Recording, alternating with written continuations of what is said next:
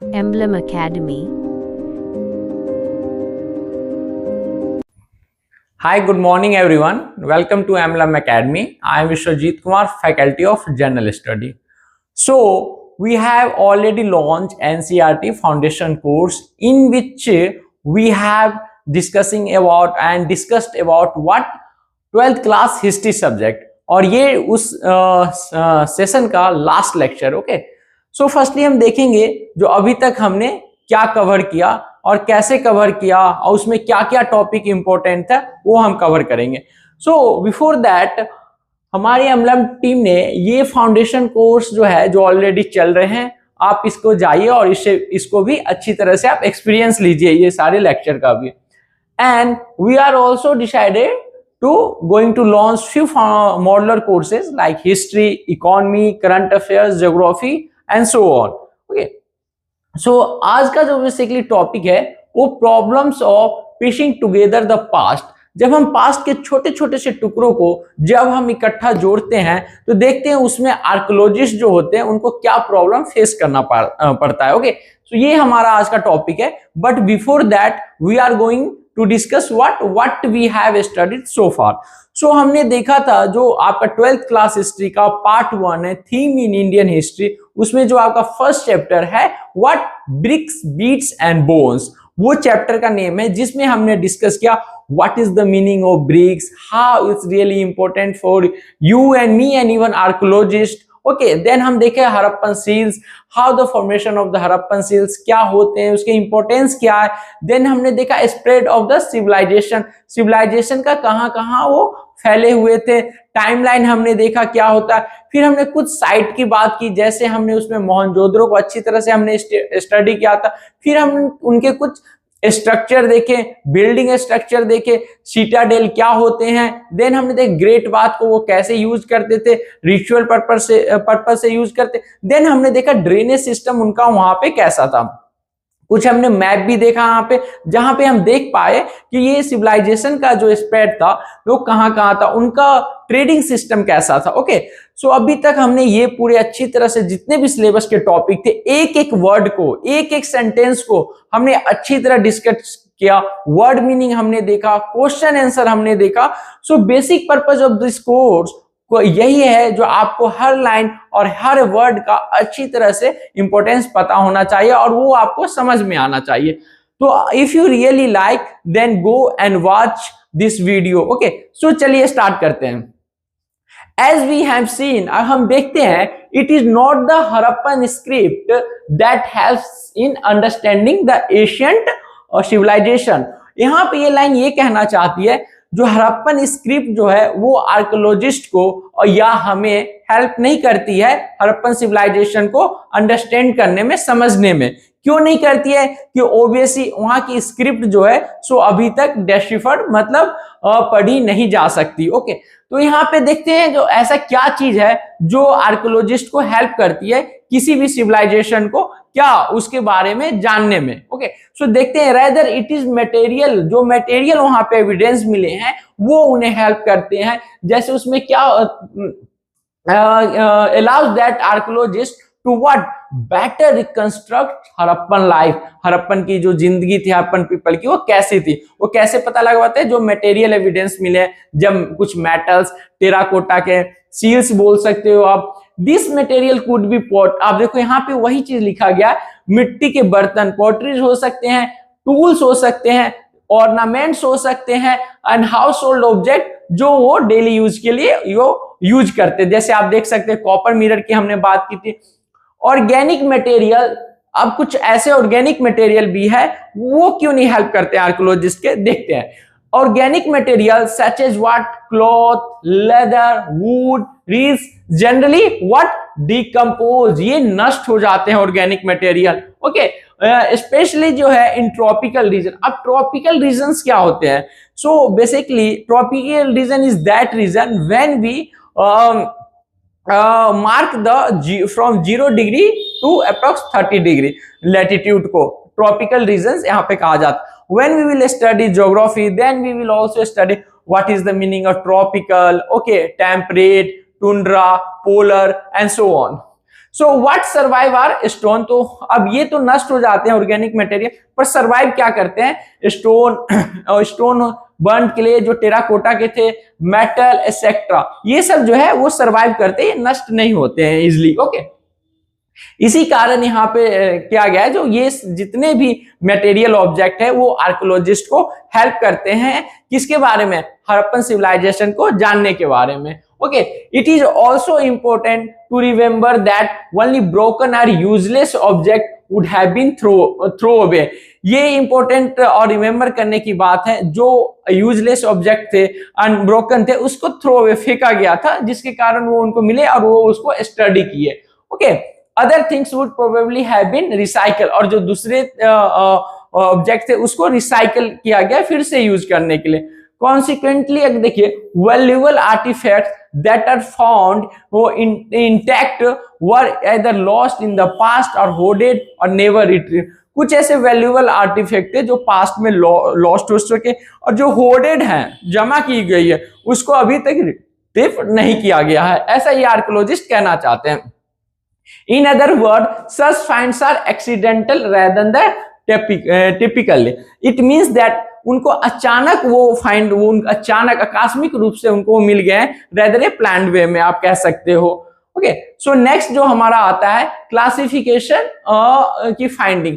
अब जो भी क्लासिफिकेशन हड़प्पन सिविलाइजेशन में जो ऑब्जेक्ट मिले हैं उसको वो कैसे क्लासिफाई कर पाते हैं, क्या क्या प्रॉब्लम आर्कियोलॉजिस्ट को फेस करने पड़ते हैं, ओके, वो यहाँ पे देखने को मिलते हैं। तो चलिए स्टार्ट करते हैं। अब ये भी पढ़ते हैं, हर लाइन हर वर्ड को हमें पढ़ना है और हर वर्ड हर लाइन को यहाँ समझना होगा, जिसके कारण आपकी जो जीएस पे है वो कमांड अच्छी हो सके, और उसके जीएस के साथ साथ आपकी इंग्लिश पे कमांड अच्छी हो सके, वर्ड पे कमांड अच्छा हो सके।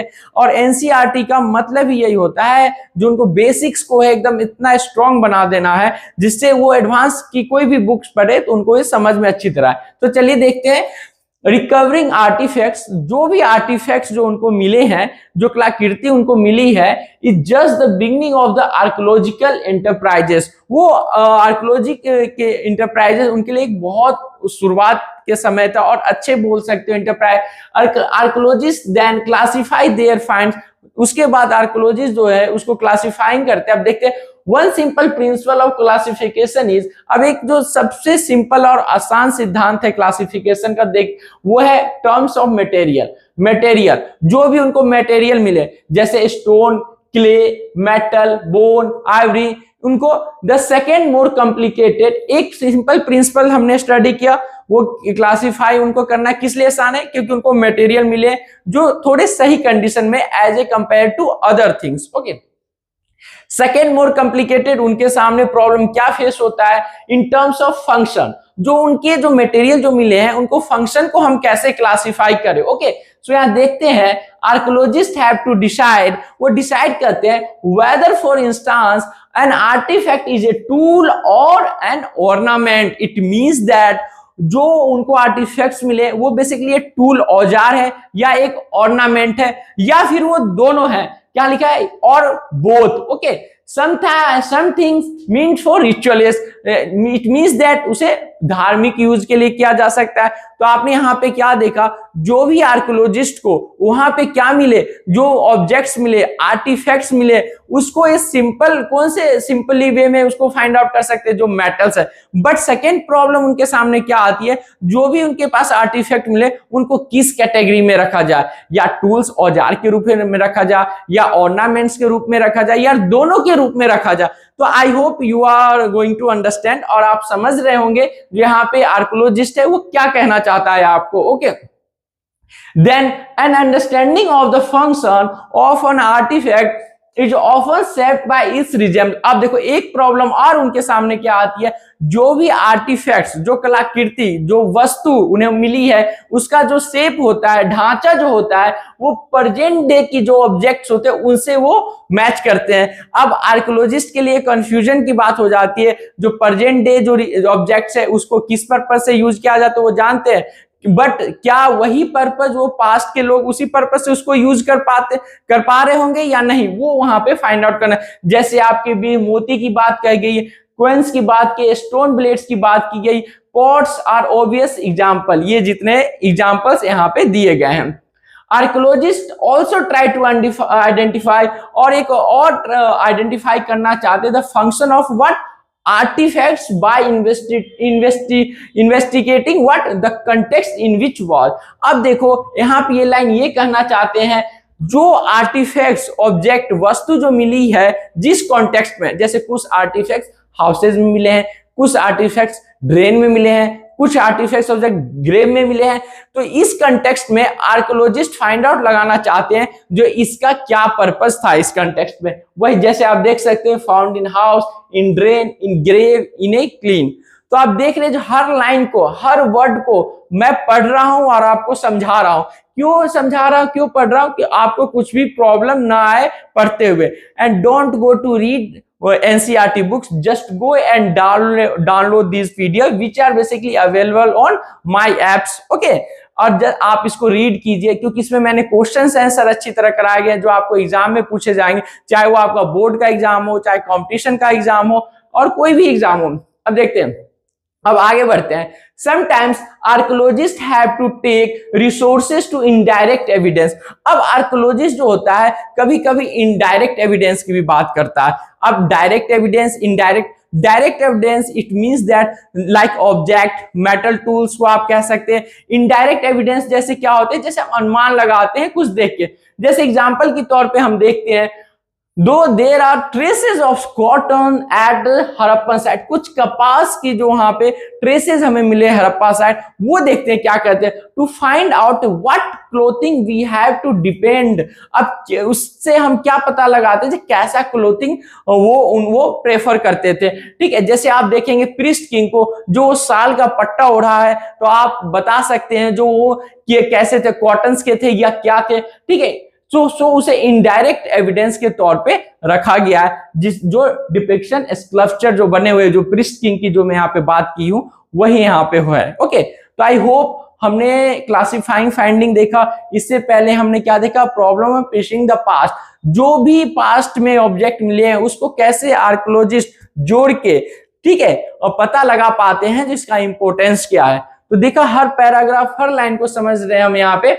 देन उसके बाद देखते हैं archaeologist have to develop frames of reference, कुछ ऐसे फ्रेम्स रेफरेंस के डेवलप करते हैं जिसके कारण उसको और सहायता हो सके उनको क्या क्लासिफाई करने में। अब देखते हैं वो क्या, we have seen that first Harappan seal that was found could not be understood till archaeologist had a context in which to place it. जो उनको पहला हड़प्पन सील मिला, जो उनको मुहर मिली, ओके, उनको वो रख ही नहीं पाए कि जब तक कि उनको ये नहीं पता चल पाए जिसको किस कंटेक्स्ट में उसको रखा जाए, ओके।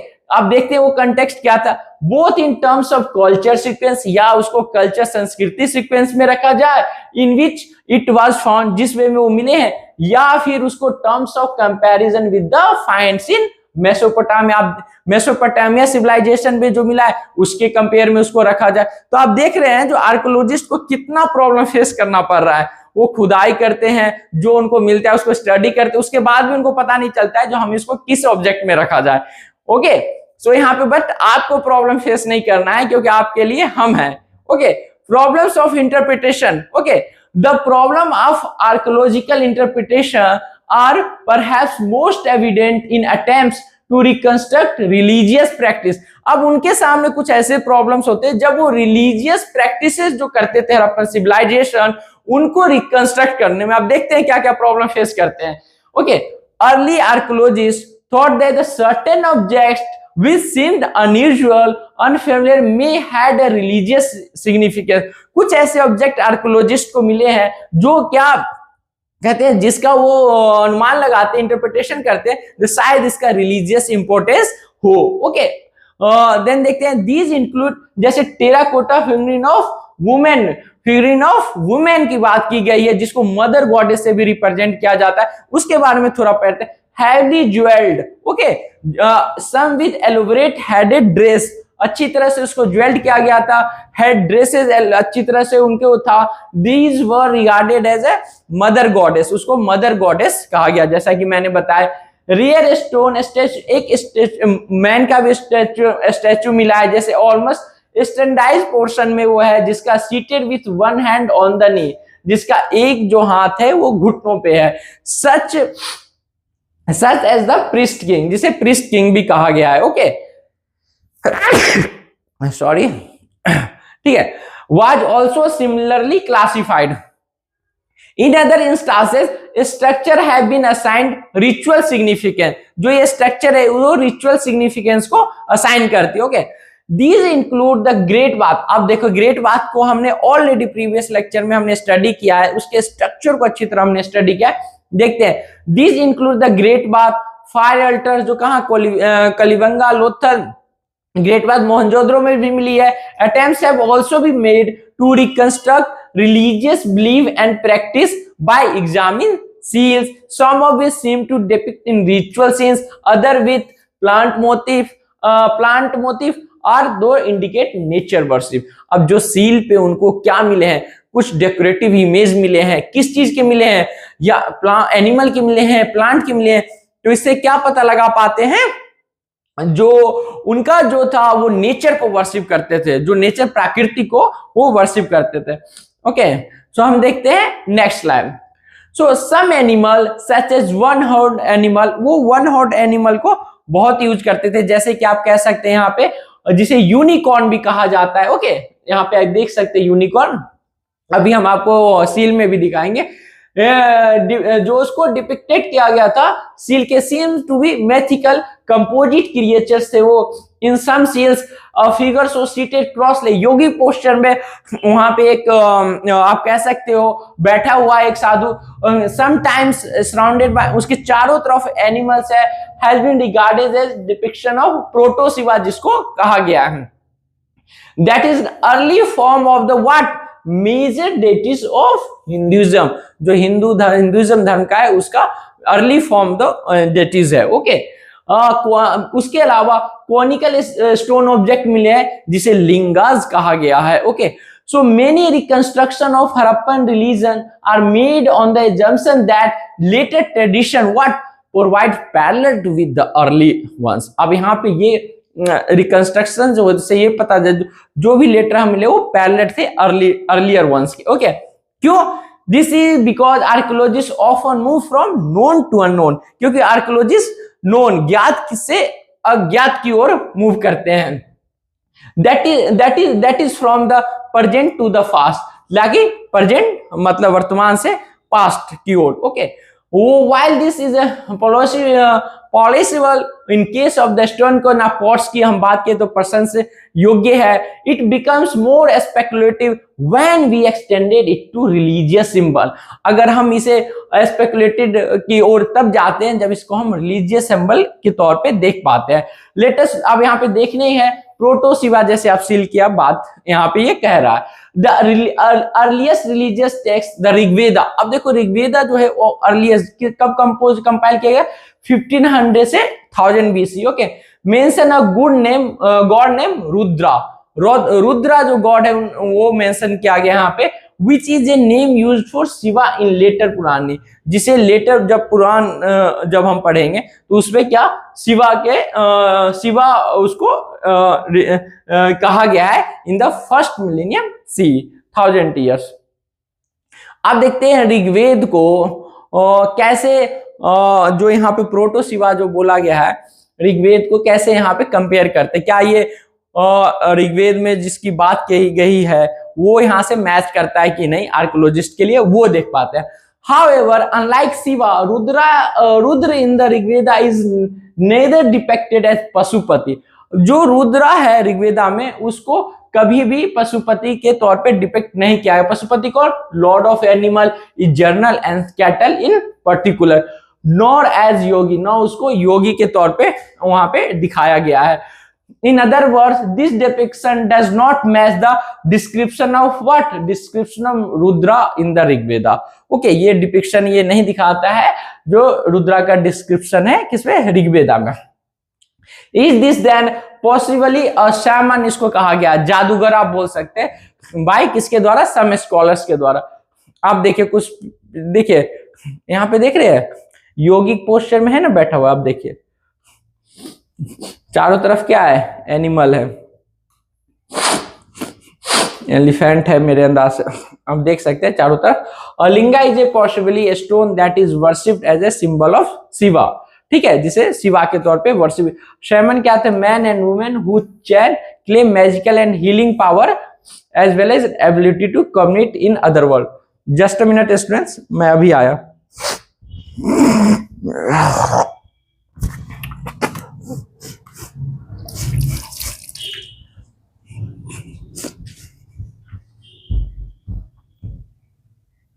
सॉरी स्टूडेंट, हम देखते हैं जैसे ऋग्वेदा में जो भी शिवा है उसको कैसे कंपेयर किया है उन्होंने, तो उसको नहीं रख पाए हैं जो दोनों सेम थे। Okay, Rudra is Rigveda neither depicted as Pashupati.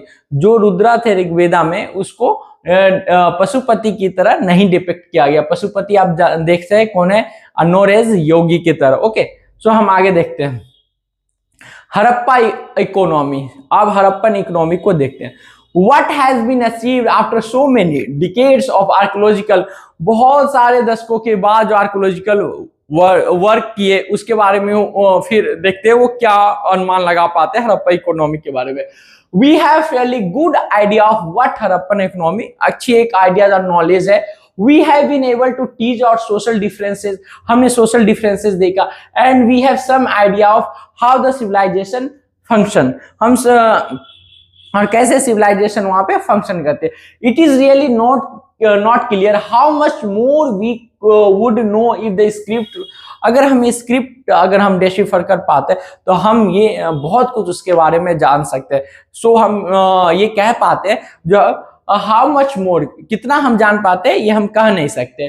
Okay, तो इट इज बाइलिंगुअल इंस्क्रिप्शन। अगर बाइलिंगुअल इंस्क्रिप्शन फाउंड होती है तो जो भी क्वेश्चन एराइज होते हैं बाय हड़प्पा वो नहीं हो पाते। Okay, several reconstruction remain speculative at present. अब ग्रेट बात जो रिचुअल स्ट्रक्चर है वो क्या कहते हैं? How wide spread was literacy. Great बात को हम जान पाते अच्छी तरह, लिटरेसी वहां पे कैसा था वो जान पाते। हड़प्पन सिमेट्री जो सोशल जो थोड़ी सी डिफरेंसेस को यहाँ दिखाती है उसको अच्छी तरह से जान पाते। Also answer our question on gender पे हम अच्छी तरह से आंसर कर पाते हैं जो अनआंसर है। Did women make poetry, women जो होती थी उनका पोएट्रीज बनाने का एक काम होता था या फिर पेंट्स उसको पेंट करने का काम होता था। व्हाट अबाउट अदर क्राफ्ट्समैन, उनका क्या था? What were the terracotta female figurine. Okay, figurine very few scholars have investigated issue of gender in this context of the Harappa civilization and this whole new area of future work। तो भी सी बात है, जब हम script को अच्छी तरह जान पाते तो हम और अच्छी तरह हड़प्पन सिविलाइजेशन को स्टडी कर पाते और समझ पाते। Okay, got it. देखो अब यहाँ पे more research is also required on the relationship between the Harappan and Vedic people। Okay, कुछ और रिसर्च रिक्वायर्ड करने की जरूरत है। कहां पे? हड़प्पन और वैदिक पीपल के। Some scholar have argues that the author of the Harappan civilization and the Vedic people are the same. Some scholars ये आर्ग्यू करते हैं जो भी ऑथर थे हड़प्पन और वैदिक पीपल के वो क्या थे? सेम थे। ओके, तो यहाँ पे देखिए what are the aspects of the Harappan economy that have been reconstruct from archaeological evidence. जो भी आर्कियोलॉजिकल वहां पे एविडेंस मिले on the basis of that आप हड़प्पन की जो इकोनॉमी है उसको कैसे रिकंस्ट्रक्ट कर पाते हैं। Shaman are man and women who claim magical and healing power. जादूगर को क्या है? मैजिकल कुछ उसके पास पावर होते थे, healing power as well ability to communicate with other world के साथ कम्युनिकेट करने के। अब गेम्स में लिंगास आप देख सकते हैं यहाँ पे कैसे वो यूज करते थे इसको। आपने मूवीज में भी देखा होगा ऐसा। टेराकोटा कार्ट आप देखिए, ब्लॉक कार्ट देख लीजिए, है ना?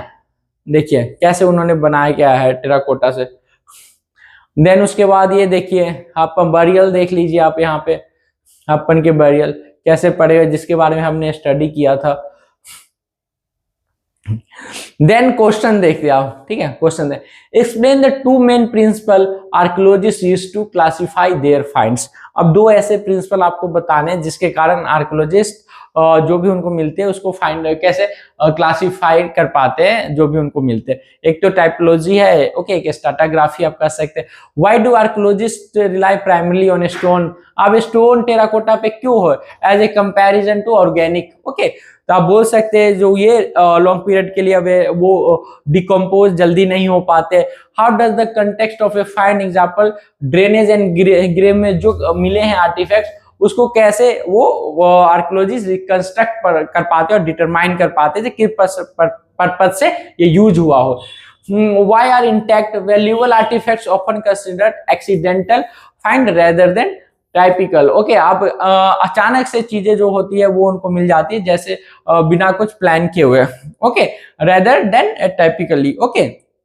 तो आपको ये यहाँ पे देख रहा है what features of terracotta figurine led early archaeologist to class mother goddess को यहाँ पे देखना है क्या फीचर्स है।